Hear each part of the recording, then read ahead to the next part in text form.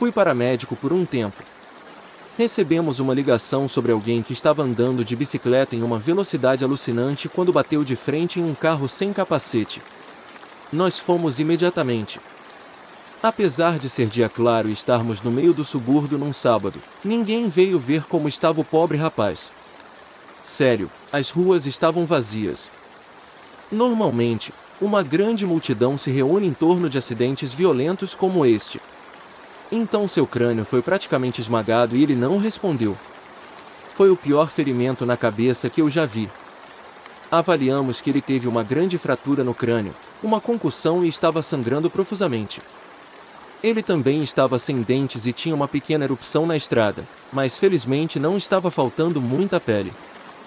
Para se ter uma ideia de quão ruim foi, esse foi o tipo de ferimento ao qual a maioria das pessoas não sobrevive. Se você sobrevivesse, seria basicamente um vegetal aleijado. Normalmente nós o teríamos tirado da estrada, mas quando alguém tem um ferimento na cabeça, pescoço, isso não é muito seguro. Meu parceiro, que também estava me treinando porque eu ainda era meio novo, foi verificar o pulso enquanto eu começava a descarregar nosso equipamento. Ele se agachou, sentiu o pulso por um tempo, depois se levantou e abriu a boca para dizer algo. De repente, o cara pulou acima. Ele não usou os braços para se levantar, apenas ficou de pé. Isso assustou nós dois. Ele olhou para nós, sorriu e tentou pegar sua bicicleta. Tentamos detê-lo, mas não queríamos exatamente derrubá-lo no chão, dada a sua condição. Ele se afasta de nós e foge para a floresta sem a bicicleta. Meu parceiro estava ainda mais descrente do que eu. Ele apenas olhou para onde o homem havia fugido, boquiaberto. Então ele se virou para mim e murmurou: ele não tinha pulso, cara. Perguntei se ele tinha certeza e ele jurou que o motociclista estava clinicamente morto. Entramos em contato com as autoridades para obter assistência e elas enviaram uma equipe de busca e resgate para a floresta. Não sei se ele foi encontrado ou não, porque normalmente não temos muitas informações sobre os pacientes depois que eles vão aos profissionais. Tenha em mente que este era Pine Barrens, então eles tinham muito terreno para percorrer. Meu melhor palpite é que ele foi para a casa de um ente querido por confusão. O que achei estranho nisso é que os ferimentos na cabeça sangram pra caralho, então você pensaria que o cara deixaria um longo rastro vermelho para os policiais seguirem. Sou detetive e passei algum tempo como especialista em crimes sexuais e crimes contra crianças. Foi a pior tarefa que tive. Um caso que cheguei à meia-noite. Uma jovem com um filho pequeno chega a uma das delegacias para denunciar que seu ex-namorado a estuprou durante uma discussão pela custódia. Para encurtar a história, foi legítimo e um dos casos mais violentos e sádicos que já tive, então pouparei os detalhes horríveis. Ainda não tenho ideia de como essa mulher conseguiu chegar à delegacia com uma criança pequena. Parte da investigação exige que eu converse com a criança. A vítima disse que a criança estava presente em tudo. Também sou entrevistador forense infantil. Durante a entrevista, a criança lembra que o pai ficou bravo e bateu na mãe. Então, a criança disse que a mulher simpática apareceu e ela não conseguia ver além da mulher simpática. A mulher simpática segurou-a e disse-lhe que ambos ficariam seguros e cantou-lhe uma canção numa língua diferente. A criança disse que a mulher simpática foi até a porta da frente e bateu na porta. Então, a simpática mulher ajuda eles e a mãe a entrar no carro antes de partir. No depoimento da vítima, ela disse que o ex-namorado estava com uma faca na garganta e colocou na pele para abrir a garganta, mas ele se distraiu por algum motivo e saiu correndo do apartamento. Ela não tinha explicação do porquê. O suspeito foi preso cerca de 8 horas depois. Ele confessou absolutamente tudo. Quando perguntei a ele sobre a faca na garganta, ele disse o seguinte: juro por Deus que ia abrir a garganta da V***A. Mas pensei ter ouvido uma batida na porta e pensei que fosse a polícia. Assim que vi que estava claro, corri para fora. Ele agora cumpre prisão perpétua, e a mãe e o filho estão seguros e bem. Adoraria saber mais sobre a mulher bonita.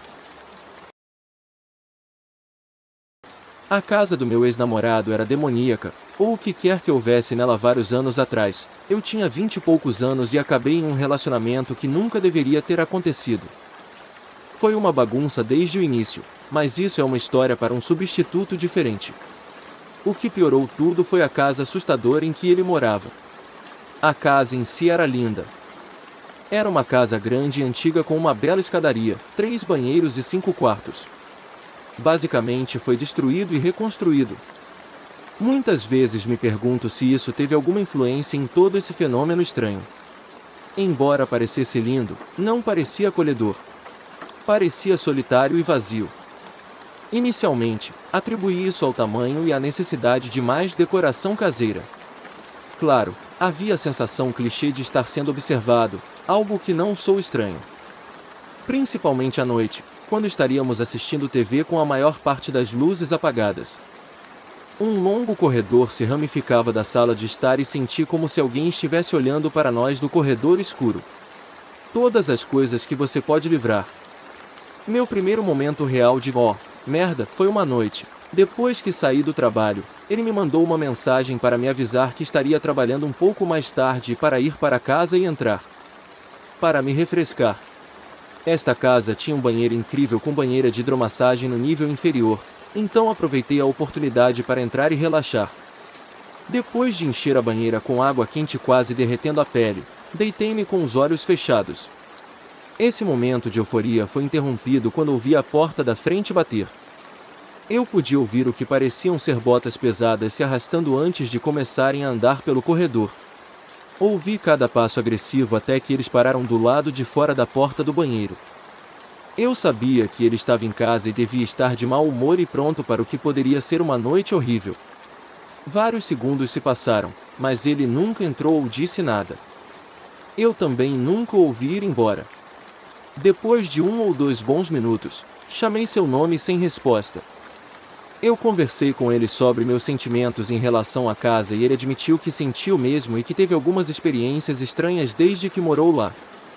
Então percebi que ele estava tentando mexer comigo e provavelmente iria arrombar a porta para me assustar a qualquer minuto. Liguei de volta para ele, avisando-o para não se incomodar, que não iria funcionar. Foi recebido com um silêncio assustador. Decidi que todo o relaxamento havia acabado e saí para confrontá-lo. Abri a porta do banheiro para absolutamente ninguém ali. Eu admito, eu estava tremendo quando olhei para o corredor para ver se ele estava tentando se esconder, mas novamente não vi ninguém.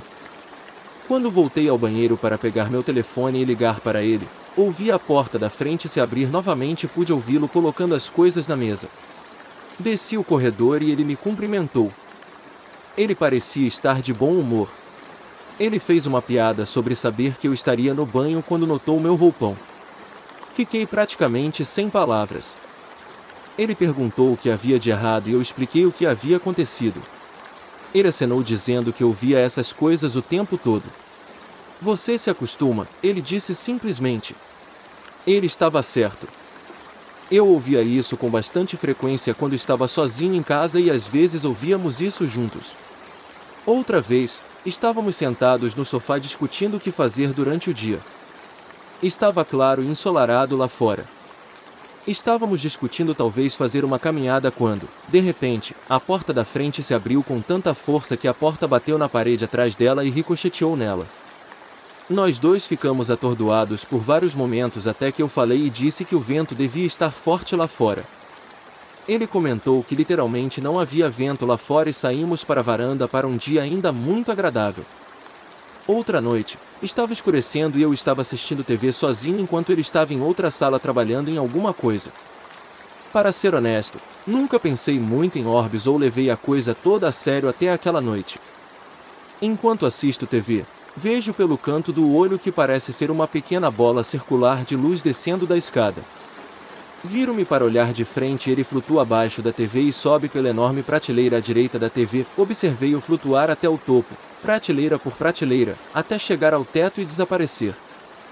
Fiquei coberto de arrepios e fiquei apavorado. Eu sabia que não havia nada que pudesse ter causado isso. Todas as janelas estavam fechadas com as persianas fechadas, assim como as pesadas cortinas. Também não ouvi nenhum veículo passar naquele momento, a TV também estava no volume baixo. Acabei ligando para ele vir para a sala. Mais uma vez, eu gaguejei como um idiota aterrorizado. Ele parecia estar um pouco assustado com isso, mas disse que não o surpreendeu. Fosse o que fosse, gostava de ser notado. Vou terminar com uma experiência pela qual ainda fico incrivelmente estranho quando penso nisso até hoje. Certa noite, nós dois adormecemos enquanto assistíamos TV. Lembro que era no meio do inverno e fazia frio dentro de casa, pois manter a casa grande aquecida em baixas temperaturas era difícil e caro. Eu estava em uma ponta do sofá e ele na outra. Acordei assustado e me senti muito desorientado. Então peguei meu telefone para ver que horas eram, mas fiquei ainda mais em pânico quando vi que eram quase 5 horas. Tive que trabalhar naquela manhã em menos de algumas horas e não trouxe minhas roupas de trabalho, pois não planejava passar a noite. Tirei o cobertor de cima de mim para me levantar e pegar meus sapatos e chaves quando percebi que meu ex estava bem acordado, sentado do outro lado do sofá, olhando para mim. Fiquei surpreso porque ele tinha uma expressão tão estranha no rosto. Perguntei-lhe o que havia de errado e por que ele não me acordou mais cedo, pois sabia da minha situação de trabalho. Ele apenas balançou a cabeça e lentamente desviou o olhar. Estranho, mas não tive tempo de realmente conversar com ele, eu só precisava me apressar e fazer a viagem de 30 minutos para casa para me preparar para o trabalho. Enquanto eu calçava os sapatos e pegava as chaves, ele me pediu para não ir ainda até que ele estivesse pronto. Fui perguntar o que ele estava se preparando, pois sabia que ele estava de folga naquele dia, mas ele desceu o corredor até o quarto antes que eu pudesse perguntar. Ele voltou alguns minutos depois, completamente vestido e vestindo o casaco. Então perguntei para onde ele estava indo. Ele me disse que estava indo para a casa de sua mãe, que ficava a poucas casas da sua. Olhei para ele como se ele estivesse louco e disse que são 5 da manhã, com certeza sua mãe está dormindo. Ele me disse que não importava, ele tinha uma chave e iria descansar no sofá até ela se levantar. Mais uma vez, fiquei estranho, mas também sem tempo e mentalmente anotado para perguntar a ele sobre isso mais tarde. Saímos, nos despedimos e ele foi direto para a mãe. Mais tarde naquele dia, mandei uma mensagem perguntando sobre isso, mas ele disse que preferia explicar pessoalmente. Depois que saio do trabalho, vou para a casa dele e não perco tempo perguntando o que havia acontecido com ele.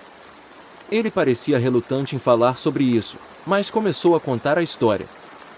Ele disse que acordou um pouco antes de mim. Quando ele acordou, ele também ficou desorientado no início, mas rapidamente percebeu o que o havia acordado. Ele disse que parecia que alguém estava batendo no encosto do sofá. Quando ele começou a acordar mais e perceber que isso não era possível, de repente ele fixou os olhos em mim. Eu ainda estava dormindo quando ele disse que era como se algo tivesse tomado conta dele. Ele sentiu-se começar a rosnar. Seus dentes estavam cerrados com tanta força que sua mandíbula doía, mas ele não conseguia controlar. Ele disse que podia sentir que estava mostrando os dentes enquanto seus rosnados ficavam mais profundos e altos. Ele explicou que os rosnados eram tão animalescos que ele não conseguia imitá-los. O tempo todo ele não conseguia desviar o olhar de mim. Embora ele sentisse um forte sentimento de raiva tomar conta dele, ele também disse que outra parte dele estava se perguntando como eu não estava acordando, já que seu rosnado se tornou tão alto que seus ouvidos zumbiam. Na verdade, ele disse que provavelmente durou apenas 15 ou 20 segundos, mas para ele parecia que durou muito mais. Tão repentinamente quanto começou, ele saiu dessa. Quando o rosnado parou, ele conseguiu relaxar a mandíbula e desviar o olhar de mim. Ele disse que ficou sentado lá por vários minutos enquanto eu nem sequer me movia. Ele disse que não conseguia decidir se deveria me acordar ou não. Ele estava tão confuso. Quando acordei e fui embora, ele ficou tão abalado com toda a experiência que ficou com medo de ficar sozinho em casa. Daí ele ter me pedido para ficar para que ele pudesse se preparar para ir para a casa da mãe, pelo menos até o amanhecer. Outras coisas aconteceram, mas essa última sempre me pegou. O que quer que fosse, queria me machucar? Quer que ele me machuque?